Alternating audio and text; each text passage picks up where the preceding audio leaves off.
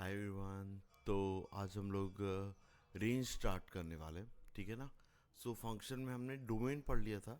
Domain क्या था? Domain मतलब मैं फंक्शन में क्या इनपुट रख सकता हूँ, है ना। वो वाली वैल्यूज़ जो मैं फंक्शन में रखूँ और मेरा फंक्शन डिफाइन हो जाए, है ना। तो वो वैल्यूज़ को मैं कहता था डोमेन। मतलब वो इनपुट्स जिस पे फंक्शन डिफाइन हो रहा है, जिन वैल्यू पे वो डिफाइन हो रहा है और फंक्शन में मैं दे पा रहा हूँ, उसके रिस्पेक्ट में जो भी आउटपुट आता है, that is my range. Range की डेफिनेशन क्लियर है, बिल्कुल सिंपल है। इनपुट जो है वो डोमेन है, उसके रिस्पेक्ट में आउटपुट जो है वो है रेंज, ठीक है ना। सो हम लोग डेफिनेशन लिख लेते हैं ना, कि for all values of domain, for all values of domain, है ना, द आउटपुट, आउटपुट को ओ डैश पी से भी डिनोट करते हैं ना। The output given by my function, the output given by the function is what? Range. Put given the function is range, ठीक है ना। सो क्या होता है कई बार, है ना, बहुत अगर सिंपलिसिटी से देखो या बिल्कुल बेसिक से अगर आप देखोगे, तो डोमेन में अगर ये डोमेन्स क्यों लिख रखा है भाई, ये डोमेन है ना। सो डोमेन में अगर बहुत कम वैल्यूज़ हैं, लेट से 4 या 5 वैल्यू हैं, तो उनके रिस्पेक्ट में रेंज भी बहुत ज़्यादा वैल्यूज़ नहीं आएंगी, कम ही वैल्यू आएंगी, थोड़ी बहुत ही वैल्यू आएंगी। और उस टाइप के केस को हैंडल करना बहुत ही आसान होता है ना। सो लेकिन दिक्कत कहाँ पे आती है, जब आपका डोमेन एक इंटरवल आ जाए। इंटरवल वाले सेट में कई बार मेरी नंबर ऑफ़ वैल्यूज़ बहुत सारी जाती हैं, तो वहाँ पे रेंज निकालने के लिए आपको मेथड्स की ज़रूरत पड़ती है। अब रेंज के साथ दिक्कत क्या है भाई? रेंज इतना उससे डिस्कस ही क्यों कर रहे हैं, मेरे को ज़रूरत ही क्यों पड़ रहा है इसको बेसिक मैथ में डिस्कस करने की, है ना। अगर इतना सिंपल है तो फिर तो ये तो हो ही जाना चाहिए, ऐसी कुछ नहीं। रेंज में क्या है, आपकी मेथड्स चेंज होती है। जैसा जैसा आपका क्वेश्चन का पैटर्न चेंज होता है, वैसे वैसे आपकी मेथड्स भी धीरे धीरे चेंज होने लग जाती हैं। तो फिर एक पॉइंट ऐसा आता है कि जब क्वेश्चन थोड़ा सा डिफ़िकल्ट हो जाए, क्वेश्चन जब डिफ़िकल्ट हो जाता है, तो फिर उस टाइम पे समझ में नहीं आता यार कौन सी मेथड अप्लाई करें, ठीक है ना। सो अपन ये सब चीज़ें देखेंगे बिल्कुल सिस्टमेटिकली। आपको बेसिक अंडरस्टैंडिंग एक बार होगी, उसका एक जो रहता है ना, एक रेंज को सोचने का एक तरीका होता है। अगर आपको वो तरीका से एक बार समझ में आ गया, क्लियर हो गया, तो डेफिनेटली आपको वो मिल जाएगा कि हाँ ये मेथड अप्लाई करना है, ये वाले टाइप में या ये क्वेश्चन में ये वाली मेथड ही लग रही होगी, ठीक है ना। और फिर थोड़ा सा दिमाग ना, ठीक है। एनीवे डिस्कस करते हैं। तो मान लो ऐसा कि मेरे डोमेन में फ़िलहाल, मेरे डोमेन में कुछ 3 4 वैल्यू ही हैं। लेट से ए बी सी और टी। तो फिलहाल कितनी वैल्यूज दिख रही हैं? फिलहाल मेरे को 4 ही वैल्यूज दिख रही हैं मेरे डोमेन में, है ना। अब इसके रिस्पेक्ट में मेरा रेंज क्या आने वाला है? सो रेंज भी कुछ सर्टेन वैल्यूज ही आएंगी। और आप रेंज फाइंड आउट कैसे करोगे? Put all the values in the function, put all the values of domain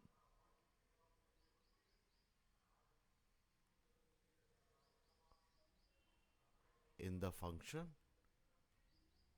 of domain in the function and get the output.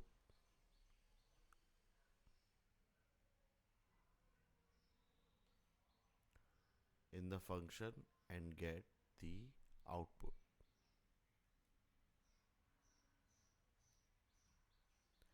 और जो भी आउटपुट होगा वही आउटपुट मेरा रेंज का सेट होएगा, ठीक है ना। सो फिलहाल मेरे पास में अगर 4 वैल्यूज़ हैं तो रेंज में मेरी कितनी वैल्यूज़ आ सकती है। तो कितनी वैल्यूज़ आ सकती हैं अभी ये तो मतलब आपको नहीं पता, तो कितनी आ सकती हैं पर ये हम सोचने वाले, ठीक है ना। सो जैसे कि सबसे पहले जो मैंने लिखा हुआ है ना, इसको अपन एक बार चेक कर लेते हैं कि ये क्या बोलना चाह रहा है। सो मैंने ऐसा लिख लिया है y equal to let's say x plus 4, ऐसा लिखा है। और डोमेन में मैंने डाल दिया है 1 2 3 और 4। तो जब x की वैल्यू मैंने 1 रखी, x की वैल्यू 1 रखी, तो y कितना मिल रहा है 1 प्लस 4 दैट इज 5। तो रेंज में पहला एलिमेंट क्या आ गया है 5। वैसे ही x इक्वल टू 2 रख रहा हूँ तो y कितना मिल रहा है 6। x इक्वल टू 3 रख रहा हूँ तो y कितना मिल रहा है 7।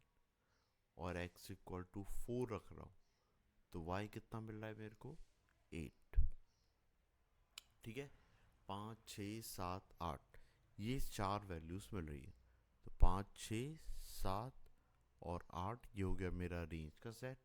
डोमेन R मिल गया है और फंक्शन मेरा f ऑफ x ये मेरे को एक इस टाइप से पेयर दे रहा होगा 1,5 2,6 फिर 3,7 4,8, है ना। सो मैंने डोमेन डिफाइन करना सीखा, डोमेन तो गिवन नहीं था, रेंज डिफाइन करना सीखा और फंक्शन को डिफाइन करना सीखा। फंक्शन के अंदर एक एक पेयर मिल रहा है जिसमें फर्स्ट एलिमेंट, मेरा जो फर्स्ट एलिमेंट होता है, first element that is my domain, और जो सेकंड एलिमेंट होता है भाई वो क्या होगा दैट इज माय रेंज।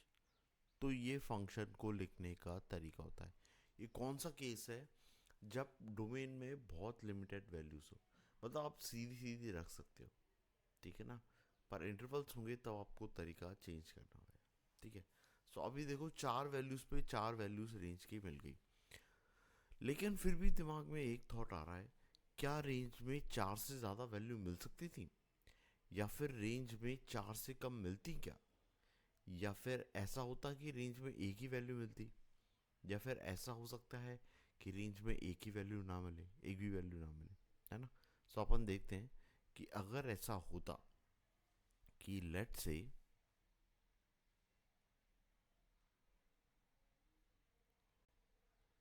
इस तरीके से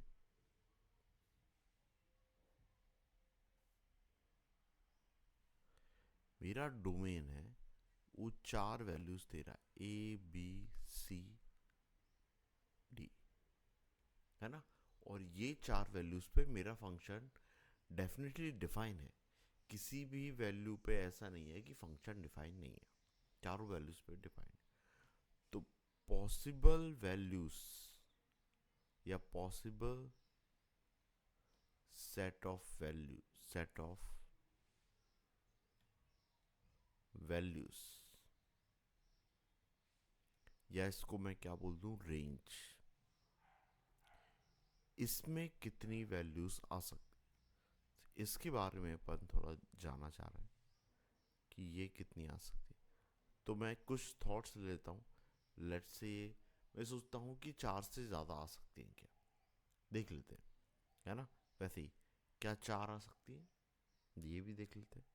फिर 4 से कम के लिए मैं ऐसा लिख लेता हूँ 4 माइनस, इस तरीके से, ठीक है। और फिर क्या एक आ सकती है ना। या फिर ऐसा हो सकता है क्या कि एक भी वैल्यू नहीं आए, ऐसा हो सकता है क्या। सो अपन इस केस के लिए एक बार देख लेते हैं, तो इससे आपकी रेंज की और अंडरस्टैंडिंग इम्प्रूव होगी, है ना, कि ऐसा क्या क्या हो सकता है। तो सबसे पहले देखते हैं कि क्या मेरी वैल्यूज़ एक भी नहीं हो, ऐसा हो सकता है क्या? देखिए, ये चीज़ थोड़ी सोचने वाली। अगर डोमेन की 4 वैल्यूज़ हैं और चारों पे मेरा फंक्शन डिफाइन है, तो 100% रेंज में एक ना एक वैल्यू तो ज़रूर आएगी। ठीक है ना, कितनी आएगी वो देखेंगे, पर ऐसा नहीं होगा कि रेंज में एक भी वैल्यू ना आए। ठीक है ना, so ये केस तो नहीं ही होगा, ये आपको ध्यान रखना है ना। बहुत सिंपल सा फैक्ट है, मैंने अगर डोमेन में कुछ वैल्यूज़ ली हुई हैं, तो इसका मतलब मैं उस चाहता हूँ कि उस पे मेरा फंक्शन क्या हो, डिफाइन हो।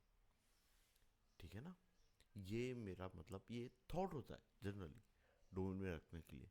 भाई ऐसा हो सकता है कि फंक्शन में आप कुछ ऐसी वैल्यू रखना चाहते हो जिस पे मे बी शायद फंक्शन डिफाइन नहीं हो, है ना, पर इन दी एंड आपको वो वैल्यूज़ हटाना पड़ेंगी डोमेन से जिस पे फंक्शन डिफाइन नहीं होगा, है ना, क्योंकि डोमेन में हम वही वैल्यूज़ का सेट रख सकते हैं जिस पे मेरा फंक्शन डिफाइन होता है, और वो वैल्यूज़ हटाना पड़ती हैं जिस पे फंक्शन डिफाइन नहीं होता है, फंक्शन वैल्यूज़ नहीं दे रहा होता है। तो अगर मान लो आपके उसमें रेंज में कोई वैल्यू नहीं आ रही है, तो इसका मतलब वो वाला डोमेन का सेट आपको हटाना पड़ेगा, भगाना पड़ेगा उसको।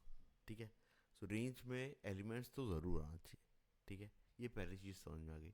अब नीचे से देख लिया, ऊपर से देख लेते हैं कि अगर 4 वैल्यूज़ थी तो आउटपुट में 4 वैल्यूज़ से ज़्यादा आ सकता है क्या? तो इसका भी एक केस देख लेते हैं। लेट्स से अपन एक सेट बनाते हैं जिसमें मैं 4 वैल्यूज़ रखता हूँ, और ये क्या बता रहा है, डोमेन। और मैं एक रेंज का सेट बनाता हूँ जिसमें 4 से ज़्यादा रख लेते हैं। समझने के लिए सिर्फ 5 वैल्यूज़ रखने जा रहा हूँ। ठीक है, सो अभी बस जस्ट अपन अंडरस्टैंडिंग देख रही है रेंज की। ठीक है ना, अभी अपन ज़्यादा क्वेश्चंस पे नहीं आए हैं। क्वेश्चंस करने में तभी मज़ा आएगा जब आपको रेंज की अंडरस्टैंडिंग समझ में आ जाए। अदरवाइज होगा क्या, मैं आपको मेथड बता दूंगा, आप मेथड अप्लाई करते रहोगे, लेकिन रेंज का आपको आइडिया होगा ही नहीं कि एक्चुअल में रेंज है क्या। सो जब भी एक कोई भी कॉम्प्लेक्स क्वेश्चन आता है ना, या वर्ड प्रॉब्लम के फॉर्म में जब भी क्वेश्चन आता है, तो वो क्रैक नहीं होता क्योंकि बेसिक अंडरस्टैंडिंग डेवलप नहीं होती। ठीक है ना, किसी भी टॉपिक के बारे में, not only about the range. Okay, so ये कहने का मतलब ये एक पढ़ने का तरीका अपना होना चाहिए इस तरीके से। एक बार आपको बेसिक अंडरस्टैंडिंग टॉपिक के बारे में ज़रूर होना चाहिए, उसके बाद जब आप प्रोसीड करते हो तो फिर आपको मज़ा आने लगता है, आप उतरने लग जाते हो टॉपिक अंदर की तरफ। एनीवे देखते हैं भाई। अब देखो, फंक्शन डिफाइन होने के लिए डोमेन की चारों वैल्यूज़ पे कोई ना कोई आउटपुट ज़रूर मिलना चाहिए, है ना। ठीक है ना, और एक इनपुट पे एक ही आउटपुट मिलेगा, ये अपन ने देखा था, है ना, डोमेन के लिए और फंक्शन की डेफिनेशन के लिए। तो फंक्शन मैं चाहता हूँ कि एग्जिस्ट करे, उसमें ए मेरा मान लो मैं कनेक्ट कर रहा हूँ 1 से, बी लेट से बी 3 से कनेक्ट कर देता हूँ, सी को 2 से कनेक्ट कर देता हूँ, डी को 4 और 5 किसी से भी कनेक्ट कर सकता हूँ, लेट से 5 पे कनेक्ट कर दिया। अब देखो एक वैल्यू छूट रही है 4, और ए बी सी डी चारों चीज़ें मेरी कनेक्ट हो गई। मतलब मैं 4 को भी अगर कनेक्ट करना चाहता हूँ, तो ए बी सी डी में से कोई ना कोई एक तो मेरे को यूज़ करना ही पड़ेगा। मैंने अगर कोई वैल्यू यूज़ कर ली तो होगा क्या, डोमेन की एक वैल्यू एक बार में 2 आउटपुट दे रही होगी, जो कि एक फंक्शन की माल फंक्शन को बताता है। माल फंक्शन मतलब कि वो काम ढंग से नहीं कर रहा है। सेम एग्जांपल, मेरी कार, कार में अगर मैं steering wheel right hand side घुमा रहा हूँ, और वो राइट हैंड साइड मुड़ तो रही है लेकिन हॉर्न भी बजा रही है। अगर वो हॉर्न बजा रही है तो इसका मतलब कि वो एक तरीके से मेरे को इरिटेट कर रही है, सही से काम नहीं कर रही है। मैं 100% गैराज वाले के पास जाऊंगा और बोलूँगा कि भाई इसको ठीक करके दे, यार ये सही से वर्क नहीं कर रही है, क्योंकि एक बार में 2 आउटपुट दे रही है ना। सो ऐसा तो नहीं होना चाहिए। सो इसका मतलब ये समझ में आ गया कि रेंज में 4 से ज़्यादा तो नहीं हो सकते आउटपुट। अगर ऐसा होगा तो डेफिनेटली गड़बड़ होगी, मतलब टॉप वाला केस भी नहीं आएगा। सो इस पे भी क्रॉस लगा दे। लेकिन इससे ये तो समझ में आ गया कि 4 वैल्यूज तो आ सकती हैं, 4 के लिए कोई दिक्कत नहीं। अच्छा, 4 से कम होगी तो कैसा हो सकता है, इसके लिए भी देख लेते हैं अपन। फिर धीरे धीरे इसके बाद में अपन प्रॉब्लम्स करना स्टार्ट करेंगे, बिल्कुल बेसिक से, और फिर अच्छे प्रॉब्लम्स तक जाएंगे अपन। और फिर ग्राफिकल प्रॉब्लम्स भी करेंगे, तो आपको और अच्छे से अंडरस्टैंडिंग होती जाएगी और कैसे सॉल्व करना है वो भी समझ में आते जाएगा। ठीक है ना। अभी ये ले लिया है, और इस तरफ मैं कम वैल्यूज रखता हूँ, 4 से कम वैल्यूज रखता हूँ। लेट्स से 1 2 3, 3 ही रखिए, है ना। ठीक है। अब देखो, ए को मैंने कनेक्ट कर दिया 1 से, बी को भी लेट से कनेक्ट कर दिया 1 से, सी को कनेक्ट कर दिया 2 से, और डी को कनेक्ट कर दिया 3 से। अब ए और बी दोनों ही एक एलिमेंट से कनेक्ट हो रहे हैं, तो क्या ये पॉसिबल है? ऐसा फंक्शन हो सकता है क्या? ऐसा फंक्शन हो सकता है, ये भी मैंने डिस्कस किया हुआ है फंक्शन वाले उसमें ही, जस्ट इसके पहले वाले लेक्चर में, है ना। कि भाई अपन एग्जांपल कौन सा लेते हैं, वो 3 फ्लोर वाला। 3 फ्लोर पे मेरी सीढ़ियों पर एक ही कॉमन लाइट है, एक ही कॉमन ट्यूबलाइट है। मैं ग्राउंड फ्लोर से फर्स्ट फ्लोर जाना चाहता हूँ और वो ट्यूबलाइट जलाना चाहता हूँ ताकि मेरे को सीढ़ियों से जाने का रास्ता दिख रहा हो। लेकिन फर्स्ट फ्लोर पे जाने के बाद में वो लाइट मैं बंद करने चाहता हूँ, क्योंकि यार मैं नहीं चाहता कि रात भर वो लाइट जली रहे, भाई वो बंद होना चाहिए, है ना, सेफ इलेक्ट्रिसिटी। ठीक है। तो भाई अगर ऐसा सोच रहा हूँ तो मेरे को फर्स्ट फ्लोर पे भी एक स्विच लगाना पड़ेगा जो उस ट्यूबलाइट को वो कर रहा हूँ, मॉनिटर कर रहा हूँ, या एक तरीके से कंट्रोल कर रहा हूँ, है ना। तो ग्राउंड फ्लोर वाला स्विच भी उसको कंट्रोल कर रहा है, फर्स्ट फ्लोर वाला भी कंट्रोल कर रहा है, सेकंड फ्लोर वाला भी कंट्रोल कर रहा होगा, क्योंकि आने वाले तीनों फ्लोर पे तीनों फ्लोर के लिए एक ही लाइट मैंने दी हुई है, ट्यूबलाइट। ठीक है। एक तरीके से वो तीनों फ्लोर के तीनों स्विच एक ही ट्यूबलाइट को मॉनिटर कर सकते हैं, एक ही ट्यूबलाइट को, सॉरी, कंट्रोल कर सकते हैं। ठीक है। ये वो वाला एग्जांपल हो गया, मतलब कि मेरा एक भी आ सकता है और 4 से कम भी आ सकते हैं। तो क्या समझ में आ गया? 4 आएगा, 4 से कम आएगा, एक भी आ सकता है, लेकिन ज़ीरो नहीं होगा, क्योंकि डोमेन की सारी वैल्यू पे फंक्शन को डिफाइन होना चाहिए। और अगर आउटपुट नहीं आ रहा है, रेंज में 5 आ रहा है, तो इसका मतलब वो वैल्यूज आपको डोमेन से हटाना होगी और फंक्शन को रीडिफाइन करना होगा। ठीक है। और 4 से ज़्यादा नहीं आएंगी, क्योंकि उस पर फंक्शन डिफाइन नहीं होगा। ठीक है ना। अगर 4 से ज़्यादा मैंने ले ली, किस में, रेंज में, तो वो रेंज नहीं होगा, वो कोडोमेन का पार्ट हो जाएगा। रेंज में तो उतनी वैल्यू आएंगी जितनी डोमेन में होगी। ठीक है। इतना क्लियर हो गया होगा होपफुली आपको। ठीक है। अब देखो एक और एग्जांपल डिस्कस करते हैं, है ना, और इस बार मैथमेटिकली डिस्कस करते हैं, ऐसा डायग्राम बना के नहीं। कि लेट से मैंने लिखा हुआ है y equal to x square, और इसमें मैं जो वैल्यू देने वाला हूँ वो क्या देने वाला हूँ, -2 -1 0 1 2। अब मैं जब जब ये वैल्यू पुट करूँगा तो रेंज में क्या मिलने वाला है, जैसे ही आपने -2 पुट किया तो -2 का स्क्वायर कितने मिलने वाला है, 4। और जब -1 पुट करने वाला हूँ तो क्या मिलने वाला है मेरे को, 1। 0 पुट करने वाला हूँ, 0। फिर 1 पुट करूँगा तो 1 का स्क्वायर 1, वो लिख चुका हूँ। 2 पुट करने वाला हूँ तो 2 का स्क्वायर दैट इज़ 4। तो देखो, डोमेन में 5 वैल्यूज़ हैं और रेंज में 5 से कम है, 3 ही है, और फंक्शन भी डिफाइन कर रहा है ना। रेंज में मेरी 5 से कम वैल्यूज़ आ सकती है। ठीक है। ये डोमेन और रेंज डिफाइन किया है। अब ऐसे ही मैं अगर फंक्शन डिफाइन करना चाहूँ तो फंक्शन में मेरे को क्या बनाना पड़ते हैं, पेयर्स। पेयर जिसमें पहला एलिमेंट डोमेन का होता है और सेकंड एलिमेंट मेरे रेंज का होता है।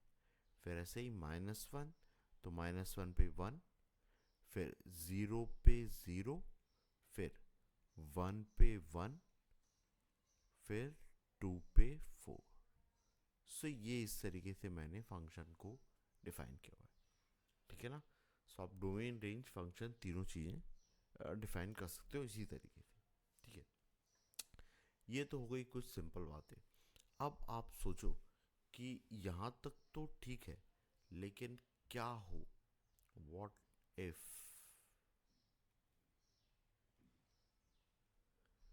मेरा जो डोमेन हो वो रियल वैल्यू का एक सेट हो, ठीक है। तो डोमेन के अंदर क्या है, रियल वैल्यूज, या मैं बोलूं ऑल रियल वैल्यूज, या फिर ऐसा बोल लेते हैं कि रियल वैल्यूज हैं लेकिन उसमें से कुछ फाइनाइट एलिमेंट का सेट मैं हटा देता हूँ, ऐसा कुछ, ऐसा भी पॉसिबल हो सकता है, ठीक है ना। स्टिल मेरे डोमेन में ऐसा होगा कि इंटरवल्स होंगे और इंटरवल में बहुत सारी वैल्यूज होंगी जिनको मैं एक एक करके नहीं रख सकता, और एक एक करके नहीं रख सकता तो रेंज निकालने का ये मेथड तो काम नहीं कर रहा होगा, कुछ और मेरे को अप्लाई करना पड़ेगा। सो यहाँ पे रेंज की मेथड चेंज होती है, ठीक है। सो देखते हैं कैसे करना है। तो मेथड बताने से पहले मैं आपको एग्जांपल बताता हूँ। तो एग्जांपल में जो दिक्कत आएगी उससे आपको समझ में आ जाएगा कि यही मेथड क्यों अप्लाई हो रही है, ठीक है। सो भाई क्या लिखा हुआ है, y इक्वल टू लेट से लिखा हुआ है x प्लस 1 और डिवाइड में लिखा हुआ है x माइनस 2, इस तरीके से कुछ लिखा हुआ है, ठीक है। अब थोड़ा सोचो, पहले मैं इसकी डोमेन डिफाइन करता हूँ, है ना, कि इसकी डोमेन क्या होगी। सो डोमेन आप देख रहे हो, x की सारी रियल वैल्यूज में रख सकता हूँ, कोई दिक्कत नहीं। अभी तक तो कोई ऐसा नहीं दिख रही है x की वैल्यू जो मैं नहीं रख सकता, बस एक वैल्यू नहीं रख सकता, दैट इज 2। 2 रखने पे हो ऐसा रहा है कि डिनोमिनेटर 0 हो रहा है, और ये रेशनल फंक्शन है, तो रेशनल फंक्शन भैया डिनोमिनेटर तो 0 नहीं होने देता, वो चाहता है कि मेरा डिनोमिनेटर बस 0 मत होने दो, और सब चीज़ें झेल लेता है। तो अभी अगर डिनोमिनेटर 0 हो गया तो मेरा फंक्शन y क्या हो रहा होगा, इन्फानाइट, और इन्फानाइट वैल्यू भी मैं चाहता नहीं हूँ, क्योंकि इन्फानाइट एक्चुअल में कोई वैल्यू होती भी नहीं है, वो तो सिंबल होता है ना। एक बड़ी वैल्यू, एक इनलार्ज वैल्यू की तरफ मैं टेंड कर रहा हूँ, अप्रोच कर रहा हूँ, वही होता है बस उसका नोटेशन इन्फानाइट, ठीक है। सो आर में से मैंने एक वैल्यू घटा दी है, ये इसका डोमेन आ रहा है, ठीक है। अब इसके बाद में क्या करता हूँ, क्रॉस मल्टीप्लाई करता हूँ। सो क्रॉस मल्टीप्लाई करने पे क्या लिखा है, y x minus 2y equal to x plus 1, ठीक है।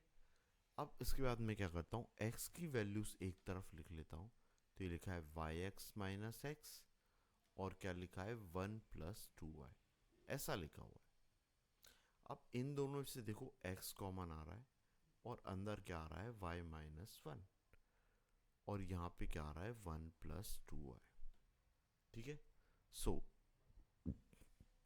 अब अगर मैं x की वैल्यू निकालूं तो ये कितना आ रहा है, 1 प्लस 2y और y माइनस 1। अब इसको ध्यान से देखो, जो ऊपर वाली चीज थी ये वाली चीज एक्चुअली में था y equal to f of x, और जो नीचे वाला आया ये तो हो गई मेरी process,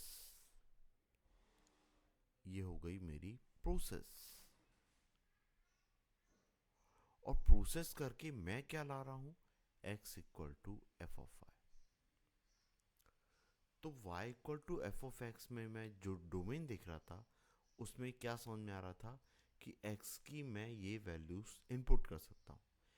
x equal to f of y की डोमेन चेक करूंगा, है ना, डोमेन चेक करूंगा, तो मेरे को क्या मिलेगा, y की क्या वैल्यूज मैं रख सकता हूँ, या इनडायरेक्टली y की क्या वैल्यूज मिलने वाली है। तो डोमेन देखो, इसमें सारी रियल वैल्यूज मिल रही है, बस एक वैल्यू नहीं मिल रही है, दैट इज 1। देखो y-1 डिनोमीटर में है और डिनोमीटर 0 नहीं होना चाहिए। तो फाइनली मेरे को क्या मिल गया, y की टर्म्स मिल गई हैं, और y एक्चुअली में क्या था, y था output. y is what, y is output, और output is what, range. So finally जो मेरे को ये पार्ट मिला है, दैट इज ये वाला पार्ट। सो यही है मेरा रेंज, रेंज ऑफ y और f ऑफ x, यही है। तो रेंज क्या है भाई मेरा, r-1, है ना। सो भाई अब अपन ने क्या किया, अब अपन मेथड देख लेते हैं। सो what is the method, green से लिख लेते हैं।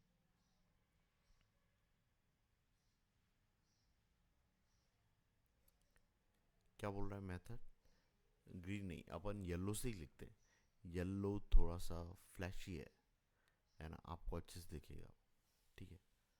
सो क्या बोल रहा है मेथड, सबसे पहले चेक डोमेन। अपन ने सबसे पहला काम किया, डोमेन चेक किया, किसका, y equal to f of x का, ठीक है, इतना समझ में आया। उसके बाद मैंने क्या किया, y equal to f of x, ठीक है, इसको मॉडिफाई किया, इसको मॉडिफाई किया, और क्या बनाया, इसको बनाना है, ऐसा लिख लो, इसको बनाना है, क्या बनाना है, x equal to f of y. अब इसका भी तरीका बता दूंगा, x equal to f of y किस तरीके से बनाना है। अब x equal to f of y की आप क्या निकालते हो, डोमेन, फाइंड डोमेन, और यही जो डोमेन है, यही डोमेन क्या है, मेरी range. So that is my range of किसकी, y की, और f ऑफ x की, ठीक है। सो मेथड क्या था, डोमेन चेक करना है, फिर y equal to f of x को क्या लिखना है, x equal to f of y में ले जाना है, x equal to f of y की डोमेन निकालना है, और वही डोमेन क्या होगी, मेरी रेंज। सो यही है भाई मेरा मेथड, है ना, ये आपको ध्यान में रखना है अच्छे से, ठीक है। अब देखते हैं ये x equal to f of y कैसे ही बन रहा था। तो ऊपर देख लो क्या किया है मैंने क्रॉस मल्टीप्लाई किया है, और फिर क्या किया है, x की सारी टर्म्स एक तरफ लाया हूँ, x की सारी टर्म किस तरफ लाया हूँ, एक तरफ लाया हूँ, और फिर बची हुई सारी टर्म्स कहाँ ले गया हूँ, इक्वल टू के उस साइड, इस तरफ लाया हूँ। अब जो इस तरफ लाया हूँ मैं, जिसमें x की टर्म्स है, उसमें से x कॉमन लिया है, x कॉमन लेने के बाद ने बची हुई सारी टर्म एक तरफ लिखना है, और वो x को एक तरफ लिखना है, तो वही चीज़ मेरे को x equal to f of y का फॉर्म दे देगी, ठीक है ना। सो देख लेते हैं इसको भी, क्या किया है मैंने, x equal to f of y है, ये अगर लाना है तो एक्चुअली में होता क्या है, LHS होता है और RHS होता है। सो मेरे को क्या एश्योर चाहिए कि LHS में सारी टर्म्स चाहिए, all the terms containing x,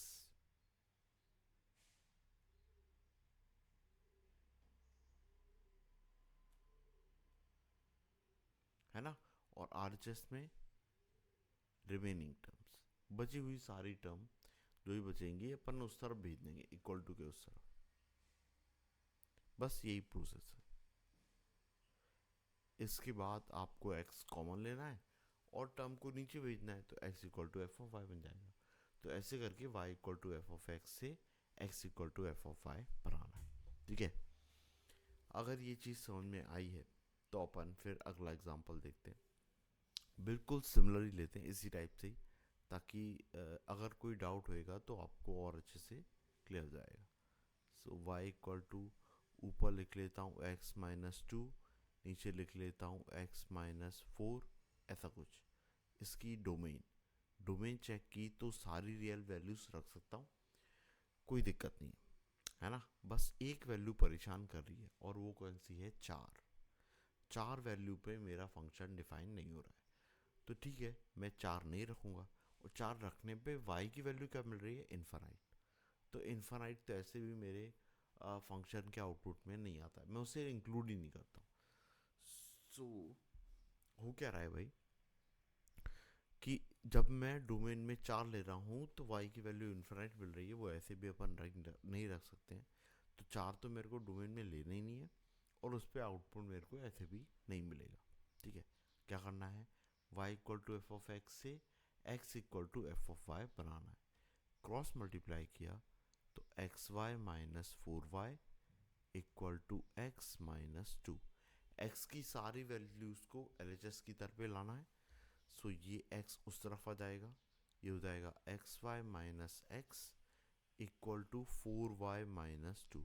आप चाहो तो इसमें से 2 कॉमन ले लो, 2y माइनस 1 आ जाएगा। ठीक है, इतना ज़्यादा फर्क नहीं पड़ेगा, ठीक है ना। अब इसमें से x कॉमन आ रहा है, तो ये कितना हो जाएगा, y माइनस 1, है ना। और इधर कितना लिखा है, 2 टाइम्स ऑफ 2y माइनस 1, ऐसा कुछ लिखा हुआ है। अब देखो, y माइनस 1 को मैं नीचे भेज सकता हूँ, तो ये कितना आ रहा है, 2 टाइम्स ऑफ 2y माइनस 1 और डिवाइड में y माइनस 1, ये ऐसा कुछ लिखा हुआ है। तो x की वैल्यू क्या आ गई है, x कितना आ गया है, 2 into 2y minus 1 divide by y minus 1। ठीक है, यही चीज़ मेरा कैसा दिख रहा है, x equal to f of y, यही आ गई, यही तो चाहिए था मेरे को, है ना। अब बस इसी चीज़ की मेरे को क्या फाइंड करना है, डोमेन। डोमेन देखोगे तो सारी रियल वैल्यूज डाल सकता हूँ, बस x की y की एक वैल्यू पे ये डिफाइन नहीं हो रहा होगा, दैट इज़ 1। सारी रियल वैल्यूज और उसमें से क्या घटा दिया बेटा, 1, क्योंकि डिनोमिनेटर क्या नहीं होना चाहिए, ज़ीरो नहीं होना चाहिए भाई। सो यही चीज़, डोमेन इज r-1, और यही चीज़ क्या होने वाली है, रेंज। बस आप प्रोसेस अच्छे से ध्यान रखो और कोई दिक्कत नहीं आएगी, ठीक है। अब देखो, पिछले वाले में भी ऐसा हो रहा था कि रेंज में से एक, सॉरी, रियल वैल्यूज में से एक नहीं आ रहा था, इस बार भी रियल वैल्यूज में से एक नहीं आ रहा था। तो देखने में ऐसा लग रहा है क्वेश्चन तो अलग अलग हुआ है, और ऐसा लग रहा है कि यार हमेशा रेंज क्या ऐसे ही आएगी क्या, रियल वैल्यू में से वन एलिमेंट नहीं आएगा। सो एग्जांपल थोड़ा चेंज करते हैं और देखते हैं कि ऐसा हमेशा ही होगा या फिर कोई चीज़ थी जो इसको सिमिलर बना रही थी। सो इसको ऐसा कुछ लिख लेते हैं, 3x माइनस 2, इस तरीके से। अब देखो, इसकी डोमेन क्या आ रही है, सारी रियल वैल्यूज रख सकता हूँ, लेकिन x की एक वैल्यू नहीं रख सकता हूँ, दैट इज 2/3। कैसे समझ में आया, डिनोमिनेटर ज़ीरो नहीं होना चाहिए। अगर डिनोमिनेटर ज़ीरो नहीं होना चाहिए तो 3x माइनस 2 ज़ीरो नहीं होना चाहिए। क्या 3x माइनस 2 ज़ीरो नहीं होना चाहिए, तो यहाँ से x क्या नहीं होना चाहिए, 2/3। वही एलिमेंट अपन ने क्या किया है, हटा दिया भाई, ठीक है। सो अब क्या करना है, y equal to f of x से x equal to f of y पे ले जाना है, y equal to f of x से x equal to f of y पे ले जाना है, ठीक है। सो अब देखते हैं, फटाफट करते हैं इसको।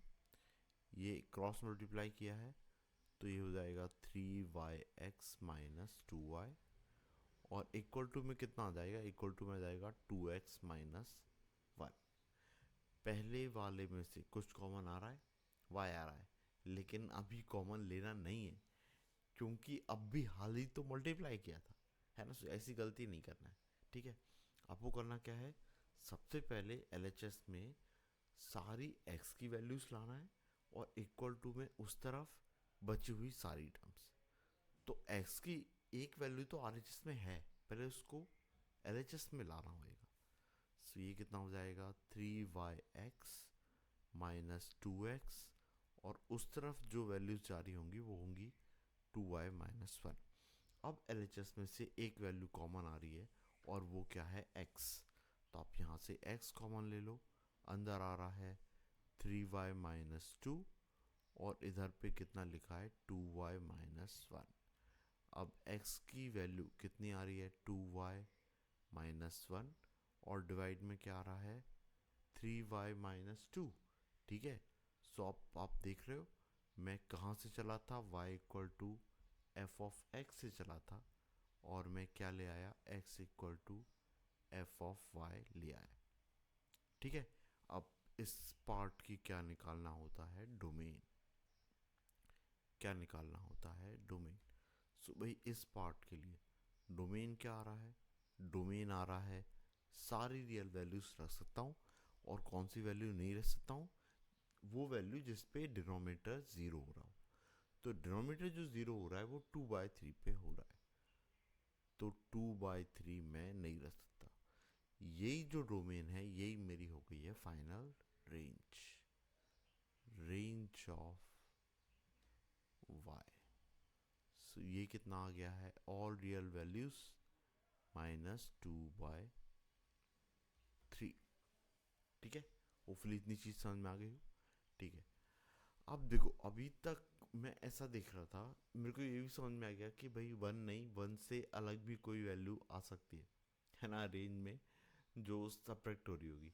ठीक है, अभी तक मैं क्या देख रहा था कि जो x का एक्सप्रेशन है वो लीनियर को है, लीनियर जैसा बन रहा है।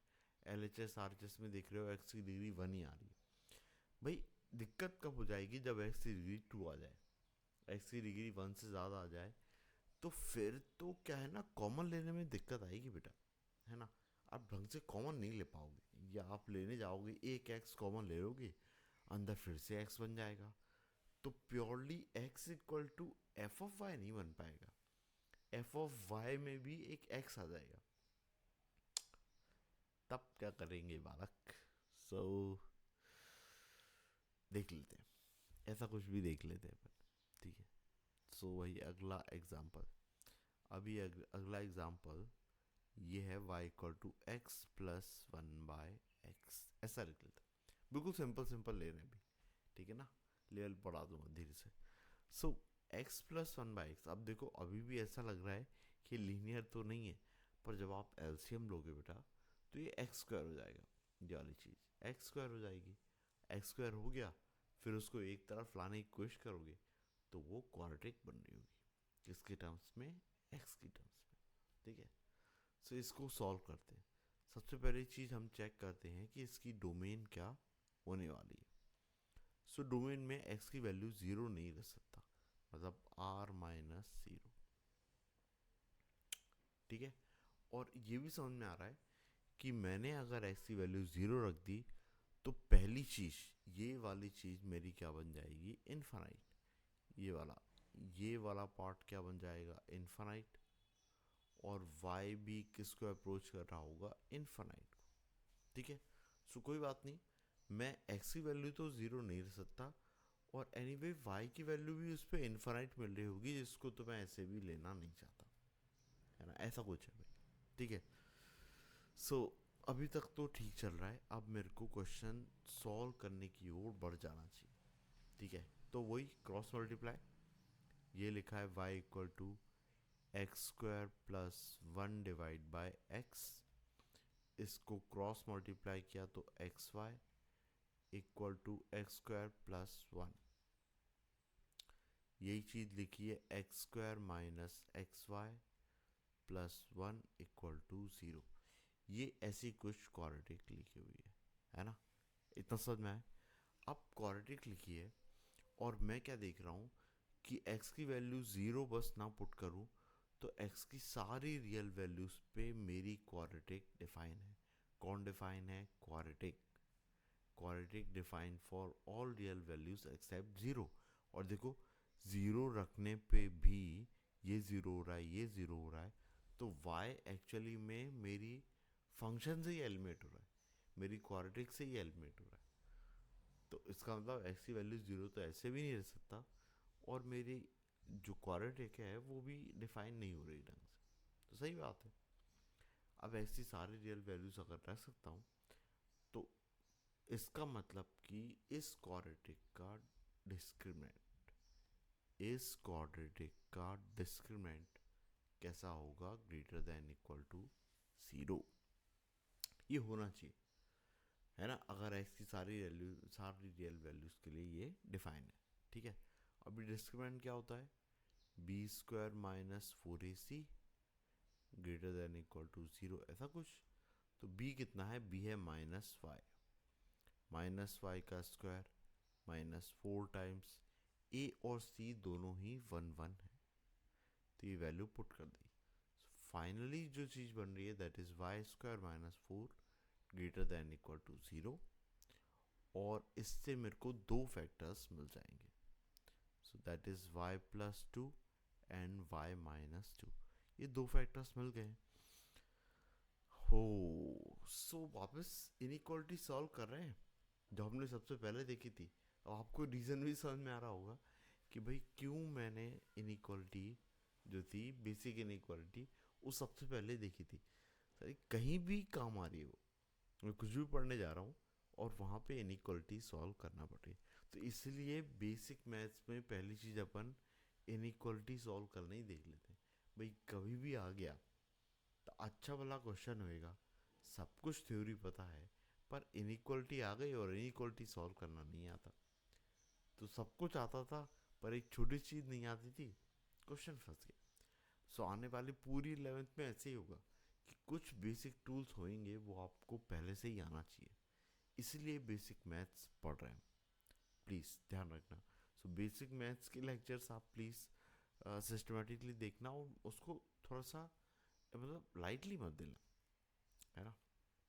ठीक है, सो इनइक्वालिटी सॉल्व करना तो अपन को आता है, बहुत ही सिंपल था। इंक्रीजिंग ऑर्डर में हम वैल्यूज पुट करते हैं, वेवी कर्व बनाते हैं, और चूंकि मेरे को greater than equal to zero चाहिए है तो ऊपर का पार्ट लेते हैं। सो that is y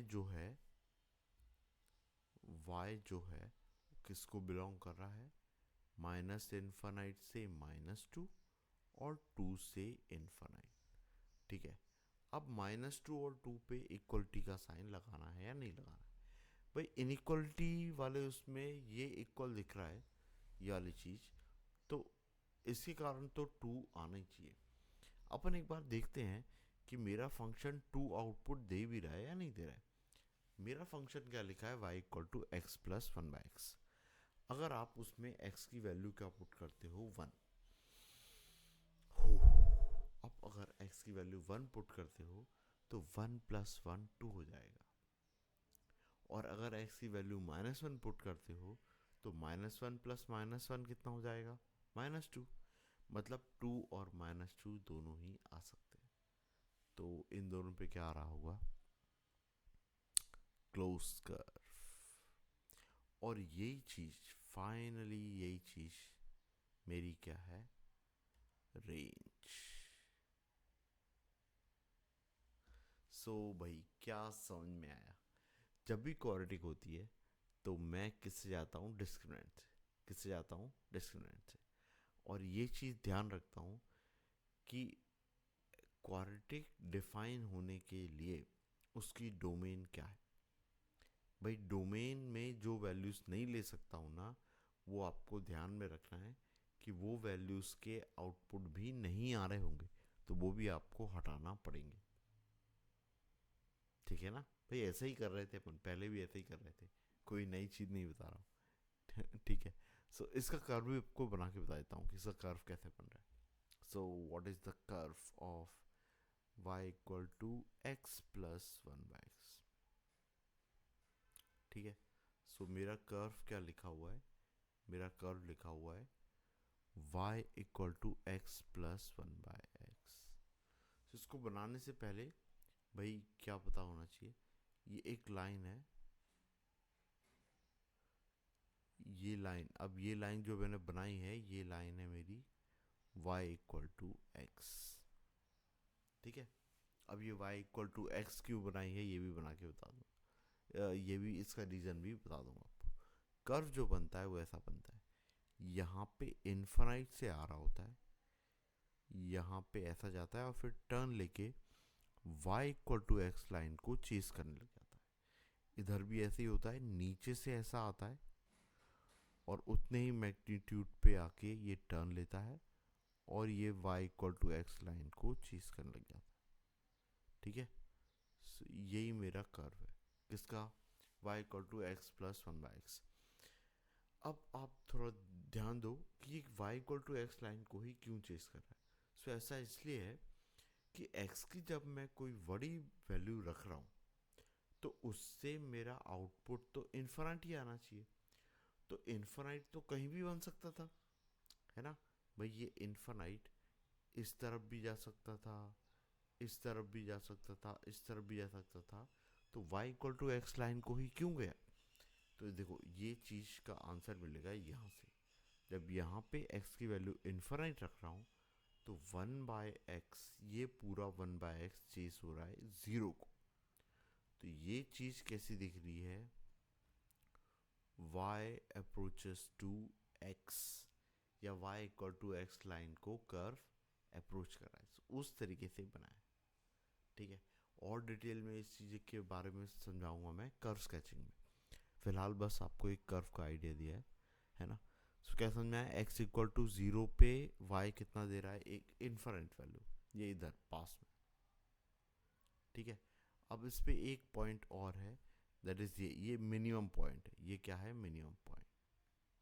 so minimum point क्या आ रहा है, मैंने जब एक्स की वैल्यू वन रखी थी तो वाई की वैल्यू क्या मिल रही थी, टू। वैसे ये वाला पॉइंट कैसे मिल रहा था, एक्स की वैल्यू माइनस वन रखी थी, उस पर वाई की वैल्यू क्या मिल रही थी, माइनस टू। ठीक है, अब इससे ये क्या समझ में आ रहा है, ग्राफिकल अप्रोच।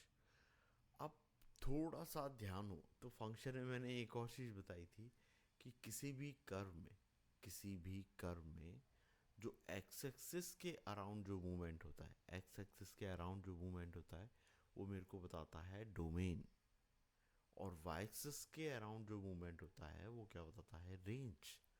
तो फंक्शन का आप देखो, फंक्शन जो है वो इस टू से इन्फानाइट तक जा रहा है, ऐसा कुछ बीच में कुछ नहीं दे रहा है, और फिर से माइनस टू से ये इस तरफ अप्रोच कर रहा है। ठीक है, तो ये दोनों ही पार्ट मेरे रेंज के अंदर आ रहे हैं, और ये रेंज जो ऊपर लिखा हुआ है दैट इज माइनस इन्फानाइट से माइनस टू और टू से इन्फानाइट, ये मेरी क्या आ रही है, रेंज। ठीक है, होपफुली इतनी चीज़ समझ में आई हो आपको। ठीक है ना, आप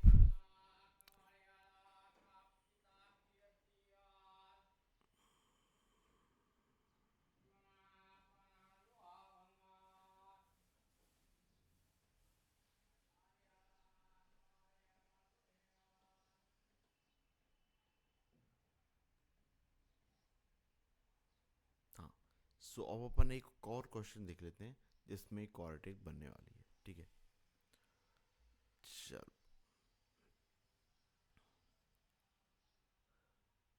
सो अब क्या है, ऐसा कुछ लिख लेते हैं, थोड़ा सा ट्विस्ट डालते हैं, थोड़ा सा बढ़ा देते हैं, x square plus x plus to, और डिवाइड में क्या लिखा है, x square plus x plus one. ठीक है, ये लिखा है वाई। सबसे पहले हम चेक करते हैं डोमेन। आप जैसे ही डोमेन चेक कर रहे हो तो डिनोमिनेटर मेरा क्या नहीं होना चाहिए, ज़ीरो। लेकिन एक्चुअल में जो मेरी क्वाड्रेटिक लिखी हुई है that is x square plus x plus one, वो तो ऐसे भी इमेजनरी रूट्स दे रही है ना, इस क्वाड्रेटिक के इमेजनरी रूट्स है, क्योंकि इसका डिस्क्रिमिनेंट लेस देन जीरो आ रहा है ना। सो रूट्स आपके क्या होंगे, इमेजनरी। कहने का मतलब रियल रूट्स नहीं होंगे, रियल रूट्स नहीं होंगे तो ये एक्स एक्सिस को इंटरसेक्ट कभी नहीं करेंगे। डिनोमिनेटर वाली क्वाड्रेटिक हमेशा एक्स एक्सिस के ऊपर ही रहेगी, या बोलूं ऑलवेज पॉजिटिव रहेगी। क्या रहेगी? Always positive. तो ऐसी कुछ भी वैल्यू रखूं, डिनोमिनेटर ज़ीरो नहीं हो रहा है। डिनोमिनेटर ज़ीरो नहीं हो रहा है मतलब कि मेरा डोमेन है ऑल रियल वैल्यूज, है ना भाई। अगर मेरा डिनोमिनेटर किसी वैल्यू के लिए ज़ीरो हो जाता तो क्या होती, डोमेन में वो एलिमेंट नहीं होना चाहिए था, पर वो तो कभी भी ज़ीरो नहीं हो रहा है। तो इसका मतलब सारी रियल वैल्यूज रख सकते हैं अपन। ठीक है भाई।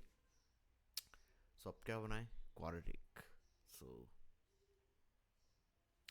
Let's go. y equal to, इसको क्रॉस मल्टीप्लाई कर लेते हैं, y x square plus y x plus y equal to x square plus x plus two, ऐसा कुछ लिखा है। ठीक है, थोड़ा नीचे करते हैं। अब देखो, एक्स स्क्वायर वाले सारे टर्म एक तरफ लिख लो, तो ये लिखा है y x square minus x square. फिर एक्स एक्स वाले सारे टर्म एक तरफ लिखे तो वाई एक्स माइनस एक्स, इस तरफ की सारी चीज़ें, प्लस वाई माइनस टू, ऐसा। पहले वाले में से, इस वाले में से एक्स स्क्वायर कॉमन आ रहा है, अंदर आ रहा है वाई माइनस वन। अगले वाले में से एक्स कॉमन आ रहा है तो वाई माइनस वन। और नेक्स्ट वाले में क्या लिखा है? Y minus two equal to zero. ये क्वाड्रेटिक है किसके टर्म में? एक्स स्क्वायर के टर्म में। पर इस क्वाड्रेटिक में एक चीज़ और है ऐसी जो आपको पता होना चाहिए, बहुत से बच्चों को पता भी होगी। वो होता है leading coefficient. About leading coefficient, leading coefficient मतलब एक्स स्क्वायर के साथ में जो लिखा हुआ है, जो लीडिंग कोफिशिएंट होता है वो ज़ीरो नहीं होना चाहिए। लीडिंग कोफिशिएंट क्या नहीं होना चाहिए? ज़ीरो नहीं होना चाहिए। इसका मतलब y माइनस वन ज़ीरो नहीं होना चाहिए, मतलब y क्या नहीं होना चाहिए? वन नहीं होना चाहिए। अब y एक्चुअली में इनपुट नहीं है, y क्या है? आउटपुट। सो रेंज में एक चीज़ आपको क्लियर हो गई है कि रेंज में से आपको वन हटाना पड़ेगा, रेंज में वन नहीं आएगा, ये ध्यान रखना है। सोचो अगर आप ये नहीं लेते और आउटपुट में रेंज में वन भी आ रहा होता तो आपका आंसर गलत हो जाता, लेकिन आप तो वन ले लेते और खुशी खुशी आंसर भी लगा देते, तो वो उस टाइम की खुशी रहती। मार्क्स आने के टाइम पे वही चीज़ अफसोस होता, अफसोस होता या फिर कंफ्यूजन दोनों ही चीज़ हो सकती है। ठीक है ना। एनीवे चलते हैं आगे। सो क्या लिखा है भाई? ये क्वाड्रेटिक है। क्वाड्रेटिक को एग्जिस्ट करने के लिए, या फॉर ऑल रियल वैल्यूज उसको एग्जिस्ट करने के लिए मेरा डिस्क्रिमिनेंट क्या होना चाहिए? Greater than equal to zero. So वही चीज़ है, बी कितना है? वाई माइनस वन उसका square minus four times of a भी वाई माइनस वन ही है, और सी कितना है? Y minus two greater than equal to zero, ऐसा लिखा है। इसमें से y माइनस वन कॉमन आ रहा है, y माइनस वन बाहर ले लिया, पहली वाली टर्म्स में से y माइनस वन बच जाएगा, minus four times of y minus to. इसको आगे और सॉल्व करना है, तो ये हो रहा है y minus one minus four y और प्लस एट, ऐसा कुछ लिखा है। ठीक है ना। अब ये y माइनस वन तो पहले से चल ही रहा था, माइनस फोर वाई और y कितना हो गया है? माइनस थ्री वाई, और एट माइनस वन कितना हो गया है? सेवन। सो ये दो चीज़ें आ रही हैं, that is y minus one और सेवन माइनस थ्री वाई, ये चीज़। अब seven minus y, seven minus three y, इसमें कुछ दिक्कत है। वो क्या है दिक्कत? कि y का जो कोएफिशिएंट है वो नेगेटिव है, उसको पॉजिटिव बनाना पड़ेगा स्टैंडर्ड फॉर्म में लाने के लिए। ठीक है ना।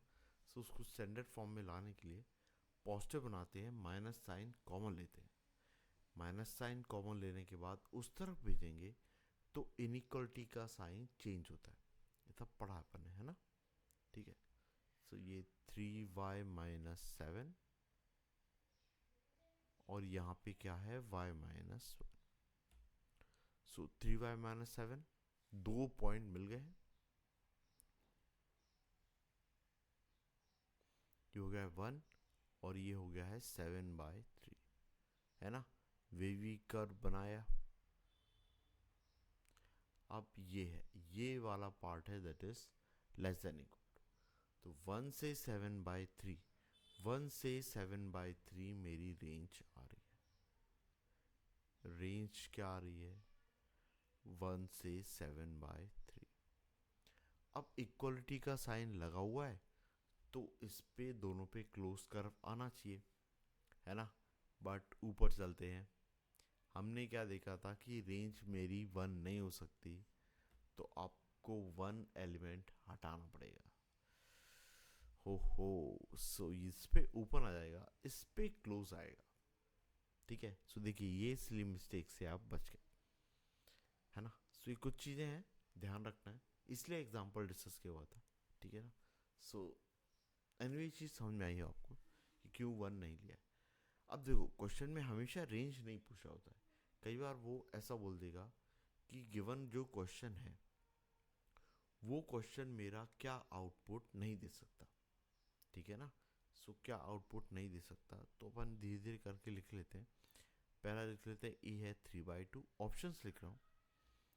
बी है 4/5, सी है 7/3, डी है 11/2। सो आप एक करके देखो, मेरा रेंज 1 से 7/3, 7/3 मतलब 2 पॉइंट समथिंग, 1 से 2 पॉइंट समथिंग तक का दे सकता है। अब यह 1.5 तो ये आ सकता है। 4/5 है ना, तो 4/5 ये आ सकता है। 7/3 हाँ ये आ सकता है। तो ये तीनों वैल्यूज हैं जो नहीं आ सकती हैं, और ये वाली वैल्यू है, ये जो है ये है 5, तो ये नहीं आ सकती। तो अगर क्वेश्चन ये पूछ रहा है कि क्या आउटपुट नहीं दे सकता है, तो है आंसर डी। और क्या क्या आउटपुट दे सकता है, तो ए बी सी। ठीक है ना, समझ में आ गया। क्वेश्चन इस तरीके से भी फ्रेम हो सकता है। तो ये कुछ चीज़ें थी, ये आपको मेथड समझ में आई होगी, है ना इसमें। अब एक और चीज़, ये तो अपन ने देख लिया है। अब इसमें क्या है कि यहाँ तक चीज़ें क्लियर है, पर अगले उसमें हमने देखा था कि, सॉरी पिछले वाले में, कि ग्राफिकली भी मैं रेंज कहीं ना कहीं निकाल पा रहा था। तो अभी अपन एक और चीज़ देख लेते हैं, दैट इज़ ग्राफिकल इंटरप्रिटेशन। इसी चीज़ में क्या देख लेते हैं, एक ग्राफिकल इंटरप्रिटेशन वाला पार्ट। ठीक है, हाँ। सो ग्राफिकल मेथड अपन लिख लेते हैं, ग्रीन से लिख लेते हैं, है ना। यहाँ पे ग्राफिकल इंटरप्रिटेशन, ग्राफिकल इंटरप्रिटेशन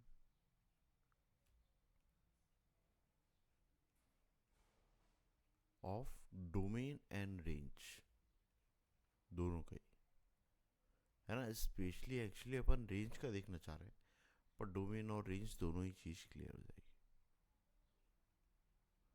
ठीक है, इस तरीके से। अब एक अपन ने फंक्शन में भी ये चीज़ डिस्कस किया था कि जो एक्स एक्सिस का मूवमेंट, एक्स एक्सिस पे कर्व का मूवमेंट, ये है एक्स एक्सिस, ये है वाई एक्सिस, ये ऊपर है वाई एक्सिस।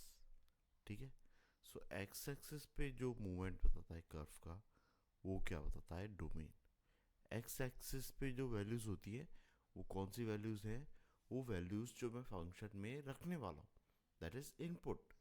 सो वो इनपुट मेरा कैसा ऐड कर रहा है, डोमेन जैसा, है ना। वो वैल्यूज रखने वाला हूँ, उसके बेस पे मेरे को जो आउटपुट मिलता है वो मूवमेंट बताता है वाई एक्सिस का। तो कर्व वाई एक्सिस पे जो मूवमेंट बता रहा है, वो क्या बता रहा होगा, मेरा रेंज। सो उस कर्व का जितना भी मूवमेंट आएगा, है ना, वो movement minimum to maximum, minimum to maximum, ये भी लिख लो, मिनिमम टू मैक्सिमम, यही क्या होगा, रेंज। मिनिमम मतलब पहला, और मैक्सिमम मतलब दूसरा, मिनिमम टू मैक्सिमम, है ना। सो लेट्स से मेरा कर्व अगर ऐसा कुछ बन रहा है,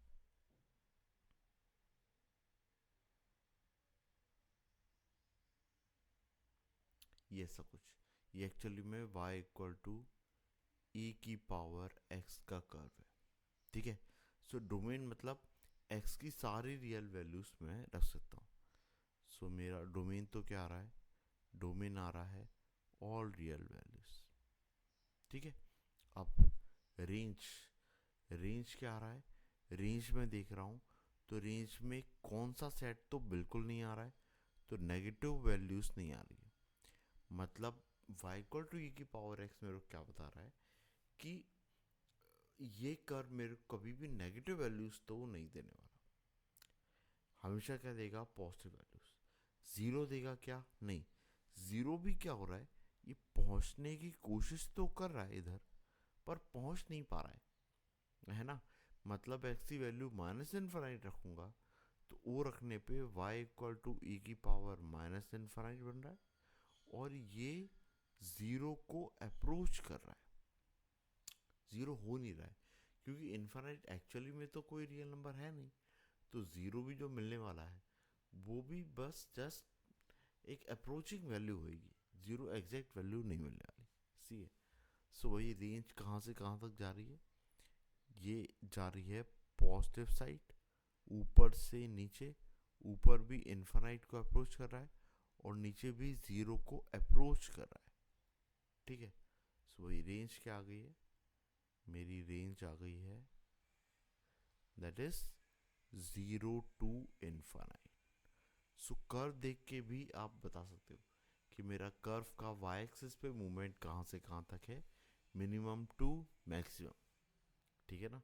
अब देखो ऐसे ही नेक्स्ट कर्व एक और बना के बताता हूँ, लॉग एक्स, लॉग एक्स का कर्व देख लेते हैं। so, ये लॉग एक्स का कर्व बना है, ये ऐसा लिखा है, ये एक्स एक्सिस है और ये है वाई एक्सिस, है ना, ये एक्स एक्सिस और ये वाई एक्सिस, जिसमें अब देखो कर्व का मूवमेंट, कर्व का मूवमेंट मैं कैसा देख रहा हूँ, बिल्कुल पूरा मूवमेंट है minus infinite two plus infinite, मतलब सारी वैल्यूज आ रही हैं, ऑल रियल वैल्यूज आ रही, ठीक है। सो मेरा क्या आ गया है, रेंज क्या आ गया है, इससे देखने से क्या समझ में आ रहा है, रेंज आ रही है ऑल रियल वैल्यूज। लेकिन डोमेन में देखो, डोमेन में ये वाला पार्ट नहीं आ रहा है ना, दैट इज नेगेटिव साइड में पुट नहीं कर सकता। और ये मैंने देखा भी था, भाई y equal to log x के कर्व में हम क्या पुट नहीं कर सकते, x की नेगेटिव वैल्यू के लिए डिफाइन नहीं था, x ग्रेटर देन जीरो ही करना था। और जीरो पे भी मैं क्या देख रहा हूँ, माइनस इन्फानाइट मिल रहा है, ठीक है ना। और x की वैल्यू वन पुट करते थे तो कितना मिल जाता था, जीरो। वो रहा ये पॉइंट, ठीक है। सो ग्राफिकली भी आपको समझ में आ गया होगा चीज़ें, है ना, ठीक है। सो अब देखो कोई भी एक रैंडम कर, बिल्कुल एक रैंडम, है ना। सो ये कुछ इस तरीके से, ये कुछ इस तरीके से आया और फिर ऐसे करके ऐसा चला गया, ये ऐसा कुछ, ठीक है।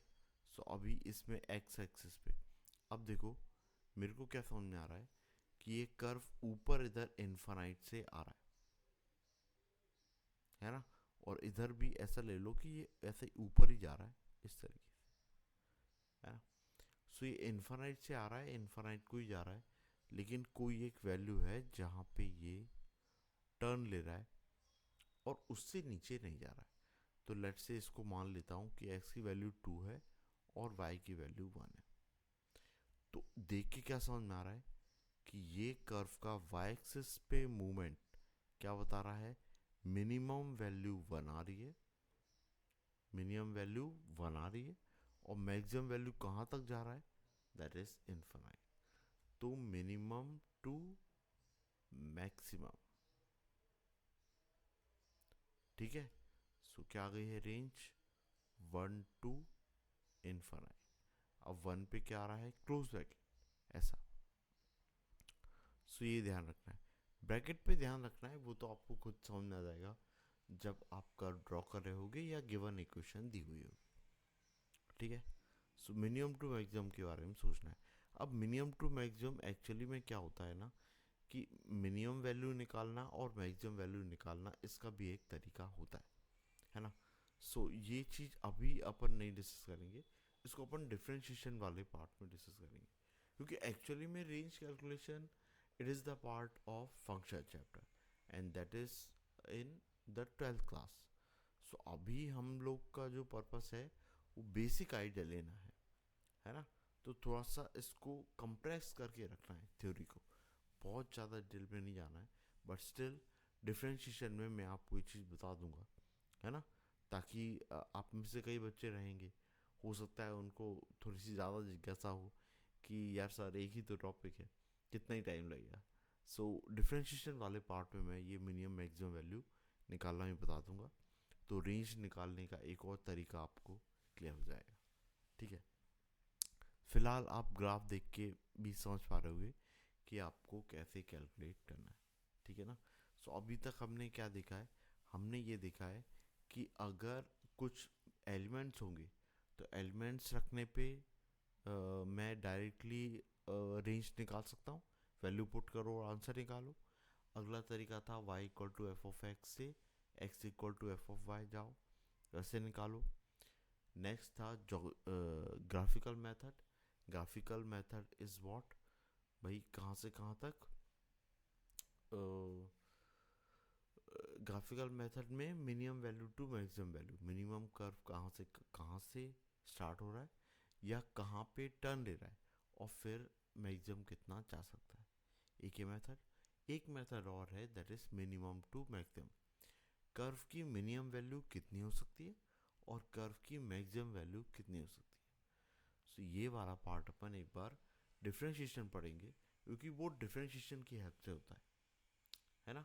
और उसमें इन जनरल क्या होता है ना, सारी रियल वैल्यूज नहीं आ रही होती हैं, उसमें इन जनरल कुछ इंटरवल्स होते हैं। मेरा फंक्शन सिर्फ एक इंटरवल के लिए चेक करना चाहता हूँ, तो उसमें मिनिमम टू मैक्सिमम जाने के लिए बोलता है वो, ठीक है ना।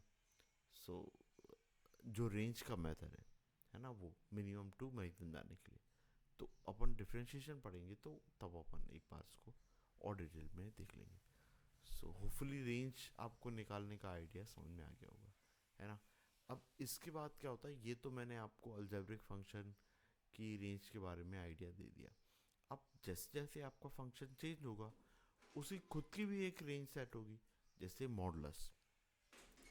भाई मॉडुलस होता है जब, तो y equal to mod x लिखा हो, तो मॉड एक्स कैसा होता है, भाई x की जगह इनपुट तो मैं सारी रियल वैल्यूज दे सकता हूँ, पॉजिटिव भी दे सकता हूँ और नेगेटिव भी दे सकता हूँ, लेकिन जब इसके आउटपुट के बारे में बात करता हूँ, इसके आउटपुट के बारे में बात करता हूँ, तो ये हमेशा क्या आता है, पॉजिटिव।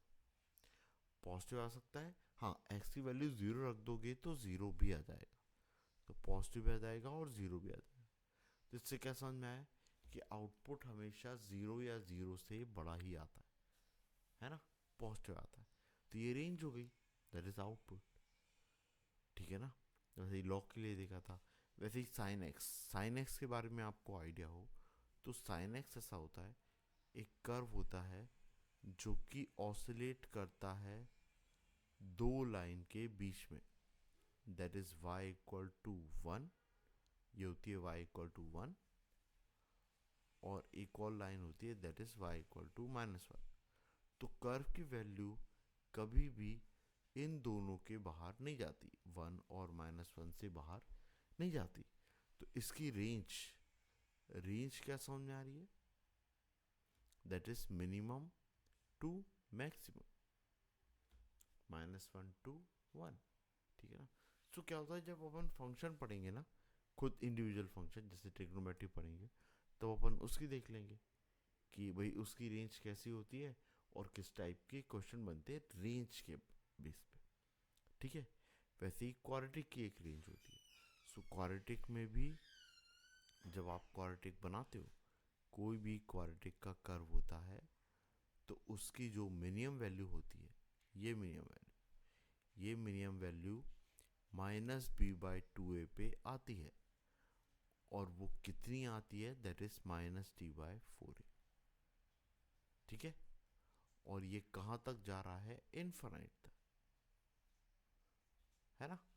सो ये कब होता है, जब मेरा ए कैसा होता है, जीरो से बड़ा। ये मेरा कितना, माइनस डी बाई फोर ए से इसकी रेंज कहाँ तक जाती है, इनफाइनाइट तक। ठीक है ना। so, जब अपन क्वाड्रेटिक पढ़ेंगे तो अपन क्वाड्रेटिक में इसकी रेंज के बारे में थोड़ा डिटेल में डिस्कशन कर लेंगे। सो ऐसे करके अपन हर फंक्शन जैसे जैसे पढ़ते जाएंगे, डिटेल डिस्कशन अपन उनके टॉपिक में ही कर लेंगे। अभी रेंज का अपन ने आइडिया लिया है बस, कि कैसे रेंज निकालने का तरीका होता है, क्या मेथड आप अप्लाई कर सकते हो। ठीक है। सो एनीवे ये टॉपिक आपको समझ में आया होपफुली। अब इसके बाद में अपन मॉडल्स का थोड़ा सा डिटेल में देख लेते हैं। ठीक है ना। ओके, ठीक है, नेक्स्ट लेक्चर में। ठीक है।